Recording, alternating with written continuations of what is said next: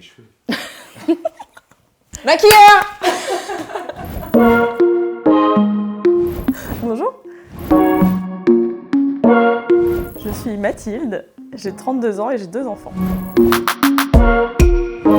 Je suis agent commercial en immobilier depuis 3 ans. J'ai rencontré Caroline lors des journées sans CV à Deauville et on a tout de suite eu un très bon feeling et on s'est revus et ça a démarré comme ça. Alors depuis, j'ai une vie qui est jamais monotone, ce qui est déjà beaucoup parce que je voulais plus d'un travail où j'étais derrière un ordinateur toute la journée. Donc mes journées ne se ressemblent jamais et au bout de 3 ans, j'ai pris au fur et à mesure confiance en moi. Un agent immobilier en 2022, ça fait beaucoup de choses, ça passe beaucoup de temps au téléphone, beaucoup de temps dans sa voiture, entre 2 rendez-vous, des estimations, des visites. Passer beaucoup de temps à écouter, conseiller ses clients, les rassurer. Ça prend des offres, ça signe des compromis, on va chez le notaire, on s'occupe des réseaux sociaux pour se faire connaître et voilà. Un changement au niveau du marché qui a été très frénésique après le Covid. On sentait qu'il y avait un besoin pour les gens, non seulement de changer de logement, mais aussi de se lancer dans un projet. C'est-à-dire que pendant le confinement ou même les 2 ans presque de Covid, les gens avaient parfois pas forcément un besoin de changer de surface, mais avaient besoin d'avoir des projets auxquels se rattacher.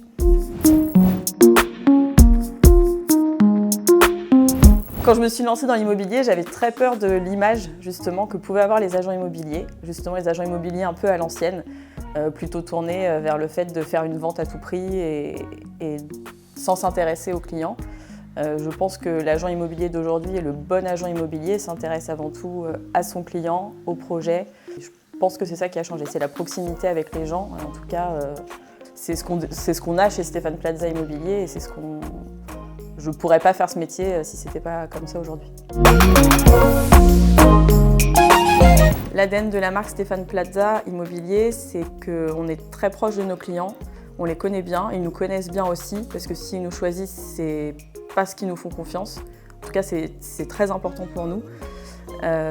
Et qu'en fait, sur notre façon de travailler, on va préférer la qualité à la quantité.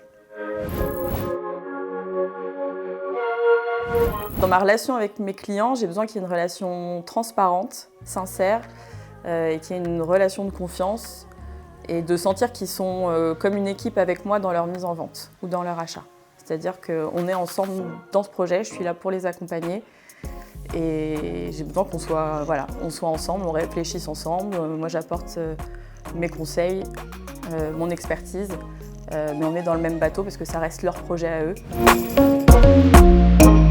Une petite anecdote, c'est plutôt une petite honte, parce que j'ai un problème qui est assez, on va dire, contraignant dans ce métier où on va chez beaucoup de gens, c'est que je suis phobique des chiens et que je me suis retrouvée un jour dans le jardin avec les acheteurs, les vendeurs et un artisan qui sont venus et je me suis fait courser dans le jardin et j'ai tourné 3 fois avec le chien qui me coursait. Voilà. Tu t'es pas fait mordre? Non, je me suis pas fait mordre, ils ont fini par attraper le chien. Alors généralement, quand je fais une vente, je mets les Spice Girls et je fais une petite danse à l'agence. Quand un client me confie son projet, je ne lâche jamais rien. Je me sens extrêmement impliquée parce que j'ai conscience de ce que ça représente dans sa vie. Un projet immobilier, c'est pas anodin, que ce soit une vente ou un achat. Donc je suis extrêmement investie et je ne veux pas le décevoir. Ce serait de vendre en exclusivité. L'exclusivité, ça apporte beaucoup de choses. Ça apporte déjà la mise en valeur du bien, la rareté du produit. Ça apporte la qualité sur la façon de le commercialiser, de la maîtrise de la mise en vente, parce qu'on va aller faire des photos pro, parce qu'on va être les seuls à savoir exactement ce qui se passe, le nombre d'appels, pourquoi ça réagit ou pas. Alors que quand c'est éparpillé dans plusieurs agences, on ne maîtrise pas. Donc pour moi, c'est une manière pour le client d'être beaucoup plus serein, de confier son projet à quelqu'un et d'avoir quelqu'un qui s'en occupe réellement plutôt que d'être éparpillé partout et de plus savoir ce qui se passe. Alors Mathilde, ça veut dire force au combat, donc ne jamais abandonner. Alors on me retrouve beaucoup sur Instagram et Facebook. Je trouve que ça sert à montrer qui on est et montrer une autre image de notre métier et à se faire connaître. Merci à vous.